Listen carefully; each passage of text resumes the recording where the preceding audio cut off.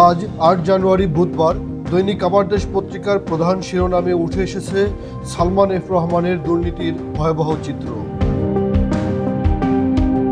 পত্রিকাটির প্রধান শিরোনাম হল দরবেশ একাই লুটেছেন ৫৭,০০০ কোটি টাকা। প্রতিবেদনে বলা হয়েছে, গত দেড় দশকে ব্যাংক ও আর্থিক খাত থেকে ৫৭,০০০ কোটি টাকা একাই লুটেছেন হাসিনার দরবেশ সালমান এফ রহমান। নামে বেনামে ব্যাংক সহ ১৮৮টি প্রতিষ্ঠান থেকে এ টাকা লুট করেছেন তিনি। অনুসন্ধানে পাওয়া গেছে, দরবেশ সালমান ব্যাংক থেকে হাতিয়েছেন ৫০,০০০ কোটি টাকা এবং পুঁজিবাজার থেকে নিয়েছেন ৭,০০০ কোটি টাকা। উল্লেখ্য, শেখ হাসিনার বেসরকারি শিল্প ও বিনিয়োগ বিষয়ক উপদেষ্টা ছিলেন সালমান এবং গণ অভ্যুত্থানের পরে আটক হয়েছেন তিনি।